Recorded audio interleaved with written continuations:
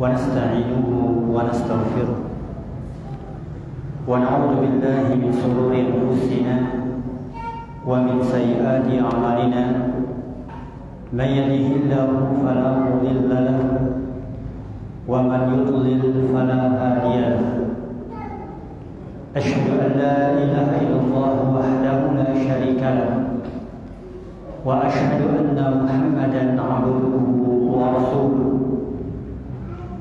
يا أيها الذين آمنوا اتقوا الله حق تقاته ولا تموتن إلا وأنتم مسلمون يا أيها الناس اتقوا ربكم الذي خلقكم من نفس واحدة وخلق منها زوجها وبث منهما رجالا كثيرا ونساء واتقوا الله الذي تساءلون به والأرحام إن الله كان عليكم رقيبا أما بعد معاشر المسلمين والمسلمة rahimani wa rahimakumullah. Insyaallah pada malam hari ini kita akan mengangkat hadis yang ke-21 dari kumpulan hadis Arba'un An-Nawawiyah, karena hadis ini insyaallah akan memberikan motivasi kepada kita untuk beristiqomah.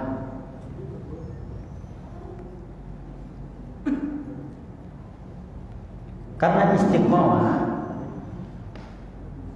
artinya adalah seseorang berjalan di atas ketaatan tanpa dia belok kanan, belok kiri, terus berjalan walaupun perjalanannya terkadang lambat, terkadang cepat.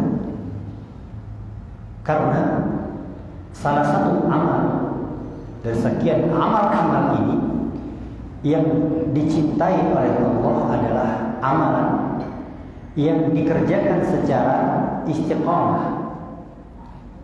Dalam sebuah hadis dari Bunda Aisyah radhiyallahu anha, yang mana Nabi sallallahu alaihi wasallam bersabda, "Innamal a'malu ahabba ila Allah ta'ala adwamuha wa in qalla." Amalan yang dicintai oleh Allah, ahabba ila Allah, bahkan paling dicintai oleh Allah, adalah amalan yang dikerjakan secara dawam, ajib, istiqamah, terus menerus, walaupun amalan tersebut sedikit. Maka yang kita inginkan dari sebuah amal itu adalah cinta dan ridho dari Allah. Salah satu yang dapat kita ambil perantara mendapatkan cinta dan ridho adalah keistiqomahan. Baik, berkata penulis rahimahullah ta'ala, an Abi Amr wa qila Abi Amrah Sufyan bin Abdullah radhiyallahu anhu qala, qultu ya Rasulullah qul li fil islami qawlan la as'alu anhu ahadan ghayrak. Qala qul amantu billahi thumma istaqim. Rawi Muslim. Dari Abu Amr atau Abu Amrah. Jadi Imam Nawawi rahimahullah di sini beliau ragu apakah kunyah beliau ini Abu Amr atau Abu Amrah. Maka selamatnya beliau sebutkan dua-duanya. Jadi bisa Abu Amr, bisa Abu Amrah. Para ulama mereka menjelaskan bahwasanya kunyah beliau ini adalah yang paling mendekatinya adalah yang pertama, yaitu Abu Amr. Siapa nama sahabat ini? Sufyan bin Abdullah. Sufyan bin Abdullah ternyata sahabat Sufyan bin Abdullah Abu Amr atau Abu Amr ini tidak banyak meriwayatkan hadis dari Nabi. Dihitung-hitung dalam kutubus sittah itu cuma hanya satu hadis ini saja. Tapi Masya Allah, dengan satu hadis ini dibaca oleh kaum muslimin, dihafal oleh kaum muslimin, walaupun riwayatnya cuma satu. Baik, beliau mengatakan, aku bertanya kepada Rasulullah, ya Rasulullah, katakan kepadaku di dalam Islam ini sebuah ucapan yang aku tidak akan pernah bertanya kepada seorang pun kepada selain.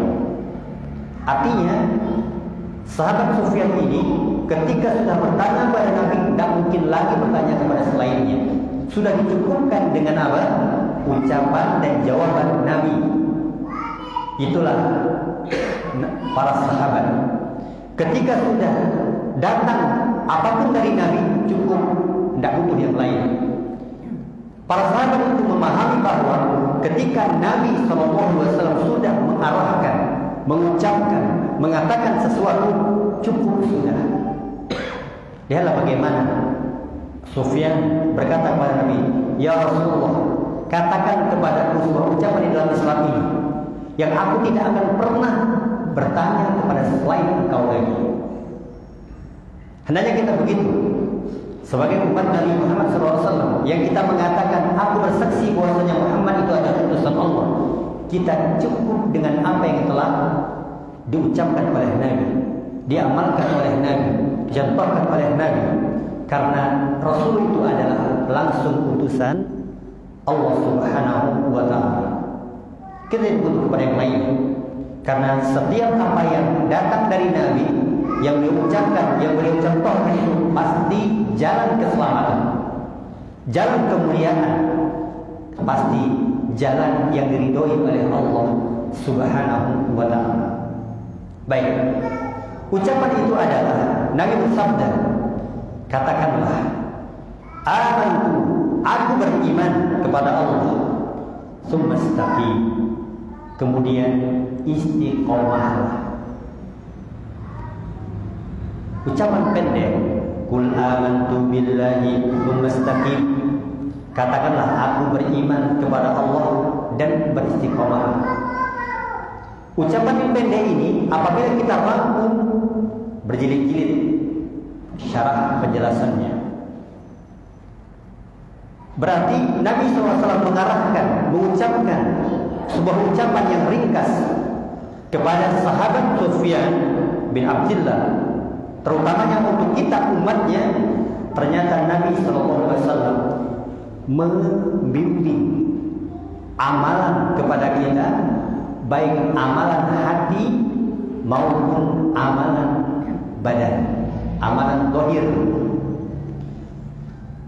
Kata Nabi, amantu, aku beriman kepada Allah. Iman kepada Allah itu ruangnya di dalam hati. Ruangnya di dalam hati. Bagaimana keyakinan kita terhadap adanya Allah, bagaimana keyakinan kita bahwa Allah punya nama, Allah punya sifat, bagaimana keyakinan kita bahwasanya Allah itu menguasai alam semesta, menciptakannya, mengaturnya, memilikinya. Bagaimana keyakinan kita bahwasanya Dialah Allah satu-satunya sesembahan yang hak untuk diibadahi. Itu semua keyakinan di dalam hati, sehingga benarnya keyakinan dalam hati akan membawa bagusnya dalam istiqomahan. Istiqomah itu adalah amalan zahir, amalan badan. Kita kalau ingin lihat, pergi ke masjid, pulang, pergi, pulang, pergi, itu kan nampak istiqomah namanya. Seorang baca Quran dengan suara, dengan Al-Quran yang ada di hadapannya, nampak keistiqomahan yang dituntut. Maka di sini Nabi SAW membimbing umatnya luar dan dalam. Baik, masuk muslimin rahimani wa rahimakumullah.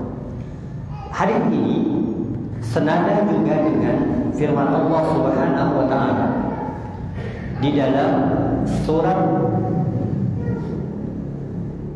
Fusilat ayat yang ke-30. Yang mana Allah Subhanahu wa taala berfirman, "Innal ladzina qalu rabbuna Allahu tsumma istaqamu tatanazzalu 'alaihimul malaikah alla takhafu wa la tahzanu wa abshiru bil jannati allati kuntum tu'adun." Allah berfirman, sesungguhnya orang-orang yang telah mengatakan, "Aku beriman," kemudian mereka beristiqomah. Ucapan "aku beriman" kepada Allah itu berat, karena ucapan ini menuntut kita untuk mengenal Allah. Karena wujud iman itu pengenalan. Ketika sudah mengenal, konsekuensinya harus taat dan patuh kepada aturan-aturan Allah, takdir-takdir Allah. Maka tidak sembarang orang yang mengatakan "aku beriman kepada Allah", harus ada konsekuensi. Dia harus mengerjakan perintah-perintahnya, harus meninggalkan larangan-larangannya. Tidak mudah. Kalau seseorang yang mengatakan "aku beriman kepada Allah", lalu perintah dicuekin, larangan diterjang, itu orang munafik namanya. Kenapa? Karena di lisan dan di hati berbeda, apalagi dalam amalan perbuatan. Maka tuntutan ucapan "aku beriman kepada Allah" itu adalah tuntutan yang besar konsekuensinya. Kemudian setelah dia mengatakan "innal ladzina qalu rabbuna Allah", Rabb kami adalah Allah, tsumma istaqamu, kemudian mereka istiqamah. Allah katakan kemudian mereka istiqamah. Istiqamah di atas apa? Para ulama menafsirkan seperti Abu Bakar dan Imam As-Suddi radhiyallahu anhu wa rahimahullah. Istiqamah di atas tauhid. Ketauhidan itu harus betul-betul kita terus pegang. Kemudian kata Ibnu Abbas, istiqamah di atas mengerjakan perintah-perintah dan kewajiban-kewajiban yang Allah tetapkan. Salat 5 waktu, berpuasa, berzakat, menuntut ilmu, dia istiqamah. Sebagaimana Abu Aliyah kita mengatakan istiqamah di atas apa? Istiqamah di atas mengikhlaskan ibadah sampai maut menjemput. 3 prinsip ini sesuai. Intinya bahwa kemudian mereka beristiqamah, kata para ulama, kemudian mereka terus mentauhidkan Allah, mengerjakan perintah-perintah Allah dan mengikhlaskan semua amal ibadahnya hanya kepada Allah. Maka bagaimana kenikmatan, kesudahan bagi orang-orang yang beristiqamah. Allah lanjutkan dalam surat Fussilat ini, tatanazzalu 'alaihimul malaikah. Tatanazzalu, para malaikat. Al-malaikah itu banyak malaikat. Apa? Tatanazzalu, turun kepadanya. Kapan mereka turun? Para ulama 2 penafsiran. Kapan mereka turun? 2 keadaan. 1, mereka akan turun ketika manusia dalam keadaan sakratul maut. Yuthabbitullahu alladziina aamanu bil qawli tsabit fil hayatid dunya wa fil akhirah. Allah akan memudahkan, mengokohkan ucapan seseorang dengan ucapan yang kokoh. Kata para ulama, ucapan yang kokoh ini adalah ucapan la ilaha illallah. Ada juga yang mengatakan ucapan ketika menjawab pertanyaan di alam kubur. Maka Allah akan memudahkan ucapan-ucapan itu ketika dalam kehidupan dunia. Kapan? Ketika sakratul maut. Sakratul maut itu adalah ketika nazar, ketika ruh akan berpisah dari jasadnya, ketika ruh akan meninggalkan dunia ini dan akan menjumpai sang pemiliknya, Allah Subhanahu wa taala. Dan keadaan inilah yang paling mengerikan. Yang paling mengerikan. Bagaimana tidak mengerikan? Kita di dunia bisa mengenali siapa saja, bisa melihat siapa saja, lalu kita akan berpindah ke sebuah alam yang tidak pernah ada dalam hayalan kita. Bahkan dalam mimpi pun tidak pernah kita hayalkan. Mengerikan. Belum lagi dalam keadaan yang syaitan itu berupaya keras. Bahkan kata para ulama, tidak ada upaya syaitan yang paling besar melainkan dalam keadaan ini. Untuk apa? Untuk menggelincirkan keyakinan dan akidah anak turunan Adam. Paling keras sekali. Belum lagi dalam keadaan yang mungkin nyawa kita sudah tahunan, puluhan tahun sudah ada di dalam jasad kita ini, akan dicabut. Sesuatu sudah mendarah daging, dicabut, luar biasa sakitnya. Nabi SAW saja, orang yang paling mulia, beliau juga ketika sakaratul maut, beliau mengatakan, innal mauta lasaqarat. Sesungguhnya kematian itu ada sakitnya, ada sakitnya. Masya Allah. Nah, dalam keadaan ini kita butuh pertolongan dari Allah Subhanahu wa Ta'ala. Oleh karenanya Allah katakan pada saat itu malaikat akan turun. Malaikat akan turun dan memberikan kabar, alla takhafu, jangan kalian takut, wala tahzanu, jangan kalian sedih. Jangan takut, jangan sedih. Insyaallah. Ya, karena ketakutan pasti. Karena kita bertemu dengan malaikat maut, bertemu dengan alam yang penuh dengan kegelapan yang tidak pernah kita khayalkan, bertemu dengan alam yang asing, yaitu alam barzakh, alam kematian, alam kubur. Jelas kita takut, jelas kita asing, tidak ada teman, tidak ada yang menghibur, tidak ada seorang pun yang bisa menolong kita. Orang yang paling mencintai kita akan meninggalkan kita. Harta yang kita miliki akan kita tinggalkan. Tidak ada seorang pun. Kata Nabi SAW, nafsi, sendiri-sendiri dia. Maka dengan jalan istiqomah, setelah dia mengucapkan Rabb kami adalah Allah, maka Allah akan mengokohkan sebuah ucapan. Dan ucapan ini adalah ucapan yang menandakan yang pasti akan diberikan pertolongan oleh Allah Subhanahu wa Ta'ala. Jadi masuk muslimin rahimani wa rahimakumullah, di penghujung hidupnya malaikat akan turun dan mengatakan jangan kau takut, jangan kau sedih, jangan kau takut dengan perkara-perkara yang ada di hadapan, di alam kubur, di alam barzakh. Jangan kau takut, wala tahzan, jangan kau sedih. Jangan kau sedih dengan keluarga yang kau tinggalkan, anak yang kau tinggalkan, istri yang kau tinggalkan, harta yang kau tinggalkan. Jangan sedih. Bergembiralah, wa basyiru bil jannah. Bergembiralah engkau dengan surga yang telah dijanjikan kepadamu. Hanya ini yang kita nanti. Hanya ini yang kita ingin dengar nanti.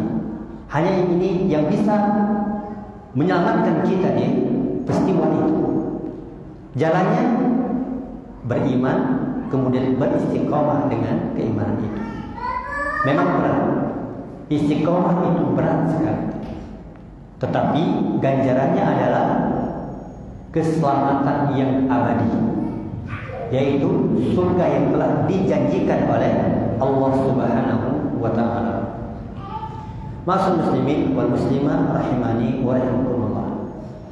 Mungkin kita sudah berupaya belajar untuk menjadi orang yang istiqomah.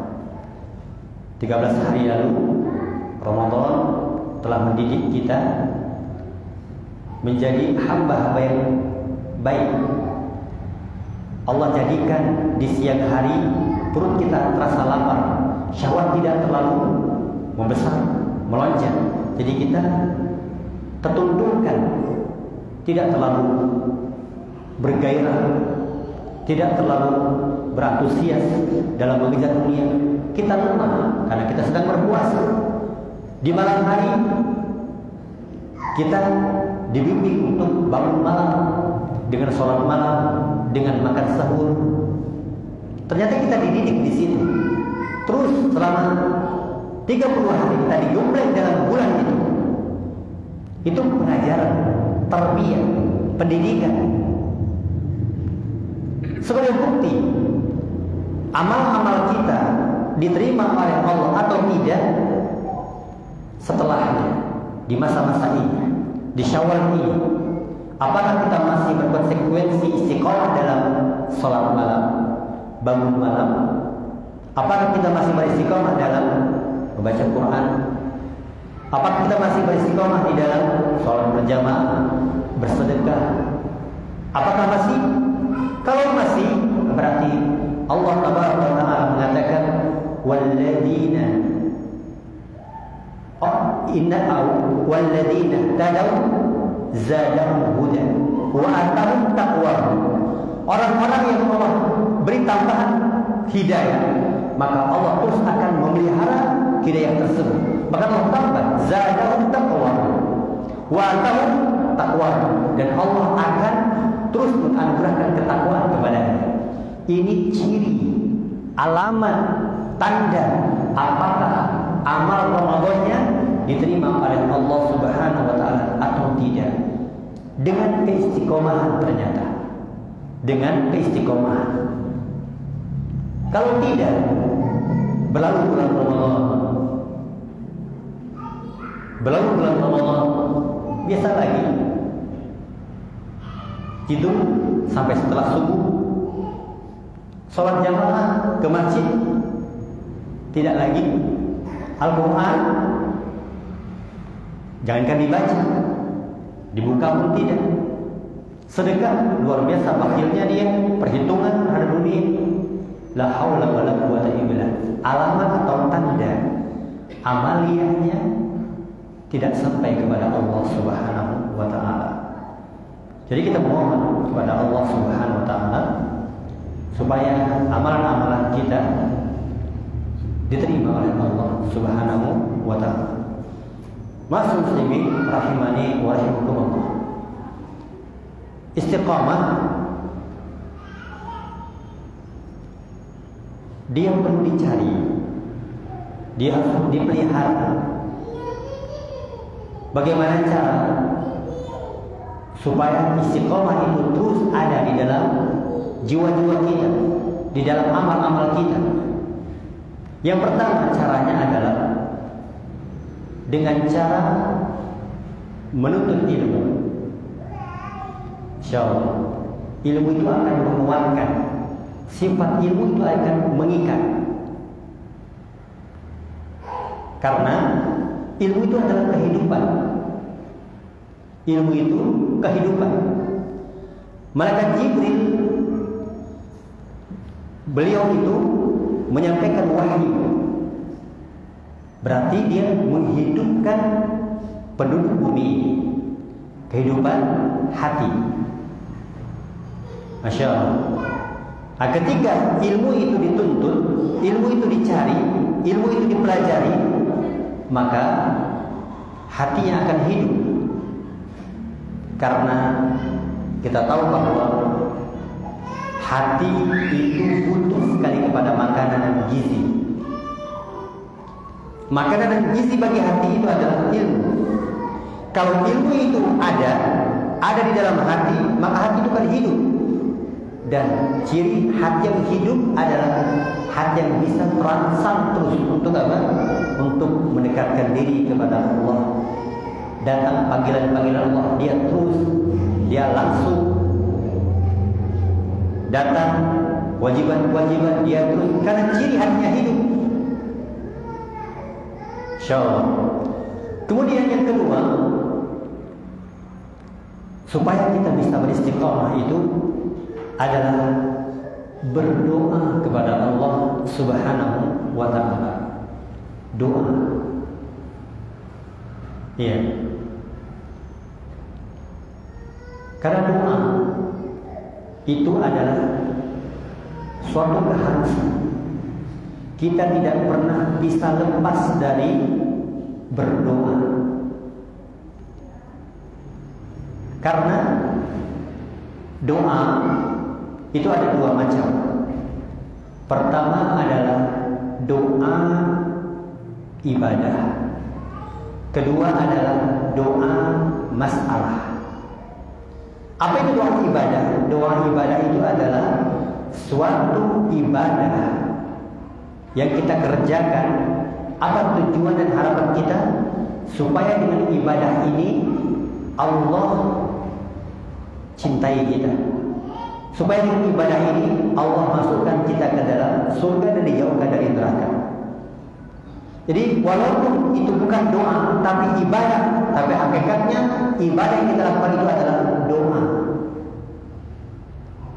Kemudian doa masalah ya seperti permintaan kita. Kita minta apa? Rabbighfirli, ya Allah ampuni aku, wali walidayya, dan untuk kedua orang tuaku. Permintaan.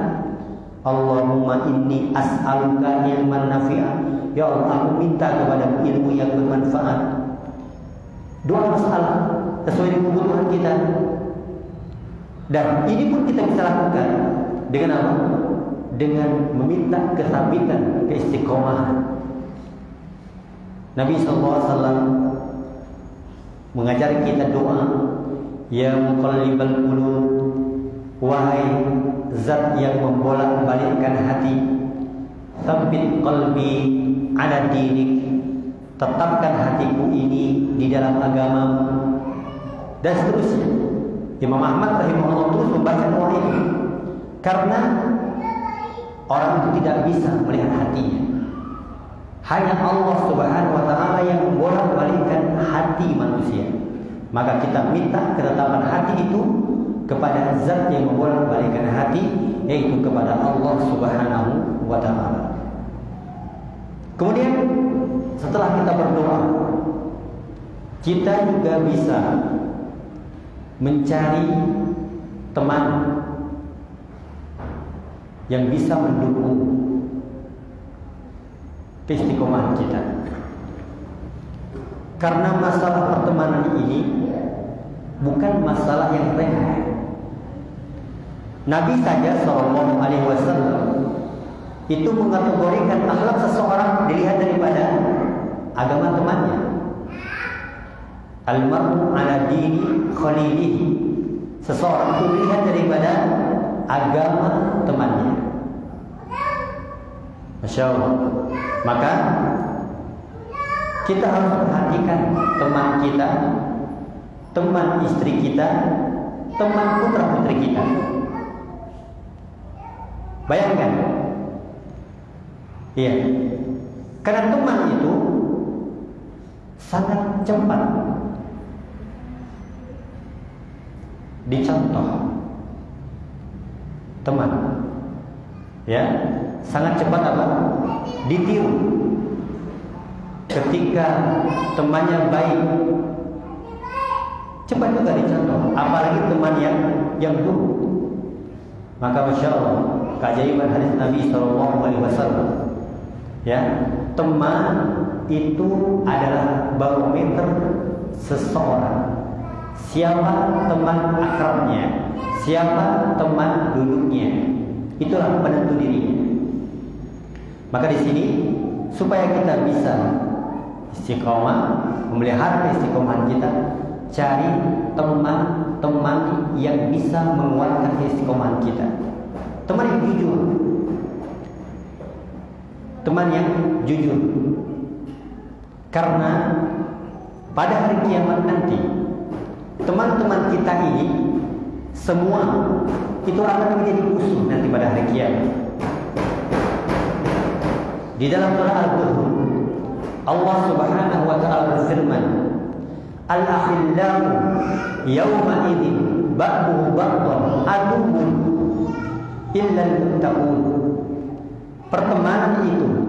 Pertemanan pada hari itu, yang satu dengan satu yang lainnya, itu akan menjadi musuh kecuali orang-orang yang pertemanannya diikat dengan ketakwaan kepada Allah. Para ulama menjelaskan pertemanan itu ada pertemanan yang hanya sekedar singgah saja. Dia butuh, dia berteman dalam masalah dunia, berbisnis. Tidak ada ikatan takwa di situ. Masalah dunia. Ada juga teman sebagai obat. Ketika dia butuh, hilang masalahnya, dia berpisah kembali. Ada pertemanan yang betul-betul diikat dengan ketakwaan. Dia berteman dengan temannya, ditanya, kenapa kau berteman dengan dia? Karena saya senang dengan akhlak, dengan ibadah, dengan kepribadian. Dia orang bertakwa, dia orang baik, dia orang soleh. Maka inilah yang nanti pada hari kiamat, pertemanan ini yang tidak akan pernah menjadi musuh. Bahkan Nabi mengkhabarkan bahwa nanti dia, dua manusia yang saling berteman ini karena Allah akan mencari mana teman di dalam cinta karena Allah Subhanahu wa ta'ala. Maka Masya Allah, ya, di dalam hadits yang lain masalah-masalah pertemanan ini juga Nabi SAW sab'atun, 7 golongan, ya, yang akan mendapatkan naungan pada hari itu, yang mana tidak ada naungan melainkan naungan Allah Subhanahu wa ta'ala. 7 golongan. Siapa di antara 7 itu? Rajulan tahaba fillah, 2 manusia yang saling mencintai karena Allah. Ijtama alaihi, dia bertemu karena Allah. Wa tafarraqu alaihi, dan juga dia berpisah karena Allah. Maka 2 manusia ini nanti di padang mahsyar akan dinaungi oleh Allah Subhanahu wa ta'ala. Jadi ma'asyiral muslimin wal muslimah rahimani wa rahimakumullah, cari teman yang soleh. Carikan istri kita teman yang solihah. Carikan putra putri kita teman yang baik. Lihat teman putra putri kita, lihat, perhatikan. Jangan sampai putra putri kita itu salah pergaulan. Biasanya putra putri kita itu ketika dia punya teman yang buruk, maka nafsunya akan senang menuju teman yang buruk tersebut. Pasti akan senang. Karena jiwa, kita tahu ya, jiwa, hawa nafsu yang ada di dalam jiwa-jiwa kita ini, itu senang ya hal semacam itu. Inna nafsa la ammaratun bisu. Sesungguhnya hawa nafsu itu akan mengarahkan, menggiring kalian kepada setiap perkara-perkara yang buruk. Maka Masya Allah, ya, maka kita harus kenalkan kepada putra putri kita. Lihat, apalagi pada hari ini, ya, sangat mudah sekali jangkauan untuk mencari teman yang buruk. Di tontonan, di PHP-nya, janji ketemu, sangat mudah sekali. Oleh karenanya kita sebagai orang tua itu harus betul-betul ekstra, ya, dalam memperhatikan bagaimana perjalanan putra putri kita ini, supaya nanti kita tidak menjadi bumerang. Karena putra putri kita itu adalah amanah yang terbesar. Itu adalah amanah Allah kepada kita. Maka amanah ini harus kita jaga, jangan sampai dirusak oleh kita sendiri. Sedang kita tahu bahwasanya anak itu yang Allah berikan kepada kita itu bersih. Kullu mauludin yuladu 'alal fitrah. Setiap anak yang dilahirkan itu bersih, tidak ada dosa. Maka kedua orang tuanya nanti akan membawa kemana? Apakah ke Yahudi, Nasrani, Majusi? Maka orang tua nanti akan bertanggung jawab. Kullukum ra'in, setiap kalian adalah pemimpin wahai orang tua. Wa kullukum mas'ulun an ra'iyatihi, setiap kalian nanti akan diminta pertanggungjawaban, ditanya nanti kalian mengapa anak ini begini. Maka perkecilah apa? Ruang pertanyaan itu sehingga kita mampu menjawabnya nanti. Kita jaga putra putri kita ekstra, ya, memang pahit, kita harus bersabar, ya, dia sedikitkan temannya, ya, sedikitkan temannya. Mending kita melihat dia susah, menderita di dunia, daripada nanti kita dan dia menderita di akhirat. gagal dalam pertemanan. Jadi ma'asyiral muslimin rahimani wa rahimakumullah. Jadi betul-betul kita harus apa? Mencari teman yang soleh, teman yang soleh, yang baik. Bagaimana kita melihat ciri-ciri teman yang baik itu? Lihat, kata Imam Ahmad rahimahullah, lihat sholatnya. Sholat 5 waktunya, apakah dia jaga? Bagaimana sholatnya, apakah dia jaga? Cukup seseorang itu melihat kepribadian dia dari apa? Hubungan dia kepada Allah Subhanahu wa taala dengan sholatnya. Ajak dia safar misalnya, ketahuan nanti. Ketika safar itu apakah dia jaga sholat atau tidak? Perhatian dia tidak atau tidak dengan sholatnya? Cukup dengan safar. Yang kedua, kita lihat, kita ajak dia berurusan dengan masalah dunia. Apakah dia ini jujur? Apakah dia ini bakhil? Apakah dia ini aman atau tidak dari urusan dunia? Yang ketiga, titip barang kepadanya. Apakah dia ini aman atau tidak? Jadi di sini pernah seseorang itu bertanya kepada sahabat Umar bin Khattab, dan dia mengatakan, wa huwa rajulun shalih.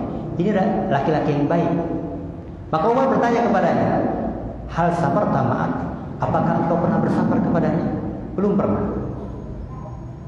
Apakah engkau pernah berurusan dunia dengannya? Juga belum pernah. Apakah engkau pernah menitip barang kepadanya? Juga belum pernah. Kata Umar bin Khattab, bagaimana engkau bisa menilai bahwa orang ini orang baik, sedangkan engkau tidak pernah bersafar dengannya, engkau tidak pernah menitipkan barang kepadanya, sedangkan engkau tidak pernah berurusan dunia dengannya? Orang itu terlihat dari 3 poin ini.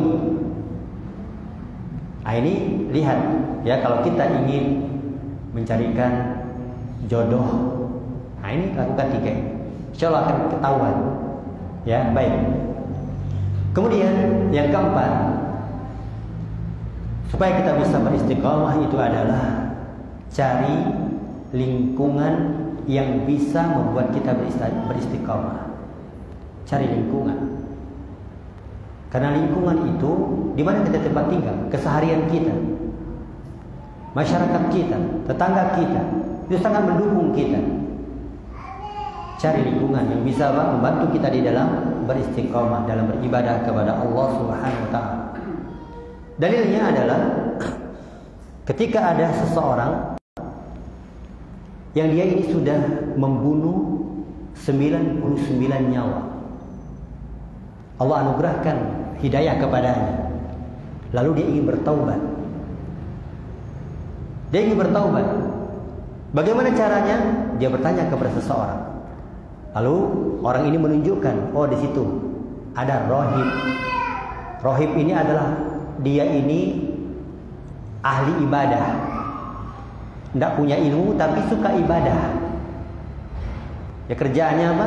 Di dalam tempat ibadah itu saja, kerjanya ibadah tapi tidak punya ilmu. Maka pembunuh 99 nyawa ini bertanya kepada rohib ini, ahli ibadah ini. Maka apa kata rohib ketika dia bertanya? Ya, kau sudah membunuh 99 nyawa. Ini dosa besar dan Allah tidak akan mengampuni dosa-dosa.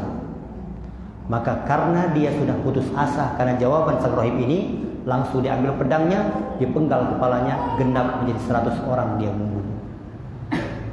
Lalu dia masih ingin bertaubat kepada Allah. Maka ditunjukkanlah kepada alim, ulama, seorang yang memiliki ilmu.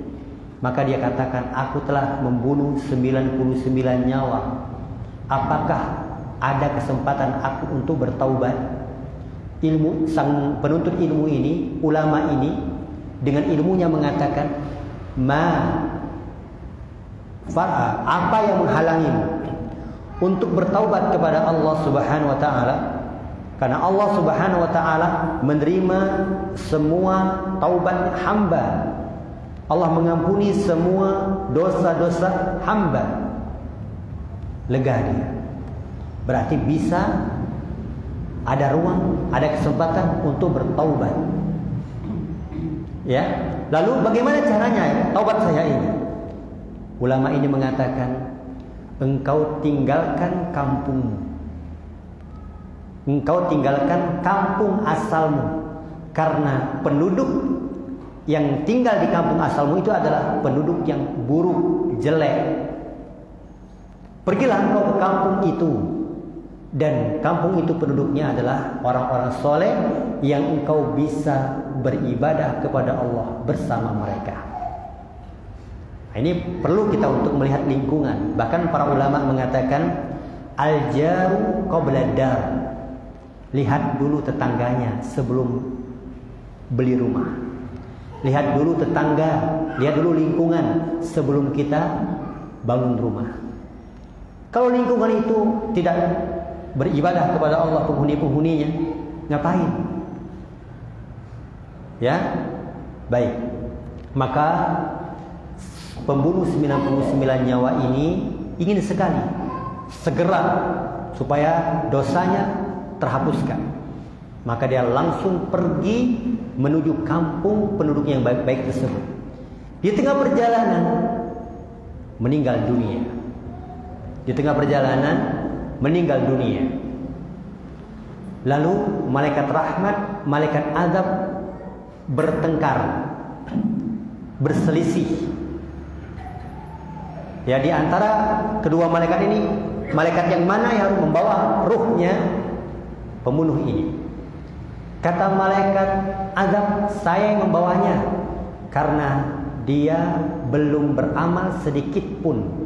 Beramal apa? Beramal kebaikan sedikit pun. Kata malaikat rahmat, aku yang membawanya karena dia sudah bertaubat kepada Allah. Akhirnya datanglah malaikat yang ketiga untuk memberi hakim kepada dua malaikat rahmat dan azab ini. Kata malaikat hakim ini, ya, gini saja, kalian gak usah berselisih. Jenazah ini diukur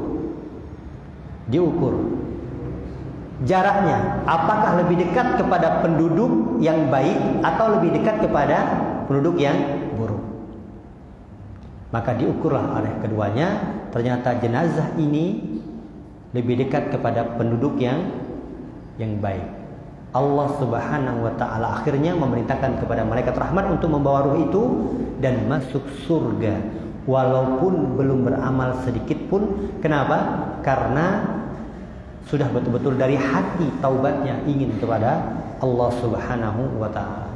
Ini kisah ini sangat mengagumkan, ya. Itu ada di dalam kitab Riyadhus Shalihin, kitab Sahih Muslim, itu ada diceritakan di situ. Banyak pelajaran yang dapat kita petik. Baik, ma'asyiral muslimin rahimani wa rahimakumullah, itu beberapa hal yang dapat kita ambil dari perjalanan supaya kita bisa beristiqamah dengan cara menuntut ilmu. Kedua, dengan cara berdoa dan terus memohon kepada Allah. Kemudian dengan cara mencari teman-teman yang baik. Kemudian mencari lingkungan-lingkungan yang baik. Ini usaha kita supaya kita bisa beristiqamah di dalam beribadah.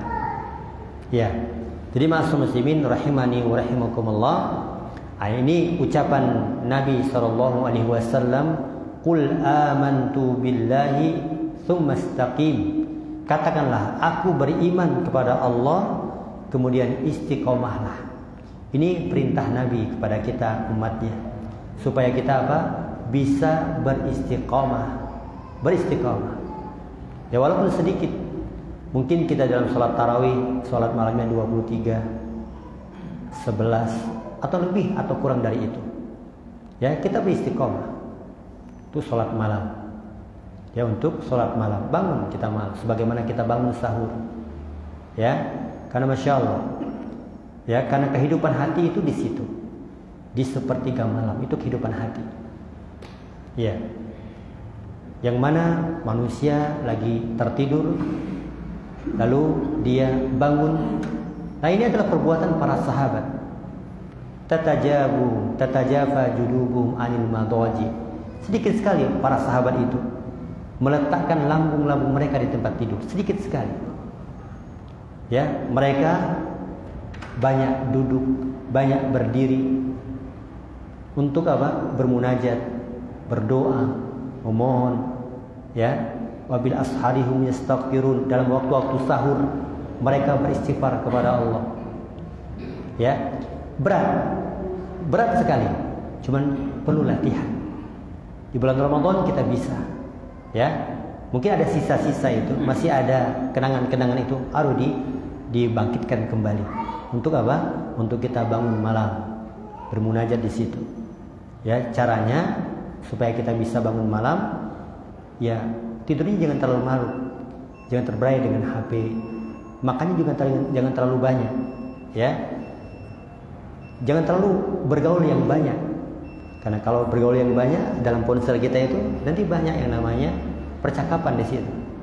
Baik, Ma'asyiral muslimin rahimani wa rahimakumullah, kita bermohon kepada Allah Subhanahu wa taala supaya kita bisa beristiqamah, supaya akhir kehidupan kita dibantu oleh Allah tabaraka wa taala. Di alam kubur nanti Allah bantu kita untuk mengucapkan kalimat-kalimat yang itu memudahkan kita untuk meraih ampunan Allah Subhanahu wa taala. Bisa sampai sini pembahasan kita tentang hadis yang ke-21. Mohon maaf terlalu jauh ya, hadis Rasul ke-21. Ya, tapi insyaallah nanti akan kita terus baca kandungan yang ada di dalam kitab Arba'un An-Nawawiyah, karena semua hadis yang ada di dalam kitab ini adalah sungguh luar biasa. Kandungannya sangat manfaat untuk kita baca dan kita pelajari. Subhanakallahumma wa bihamdika asyhadu an la ilaha illa anta astaghfiruka wa atubu ilaik. Assalamualaikum warahmatullahi wabarakatuh.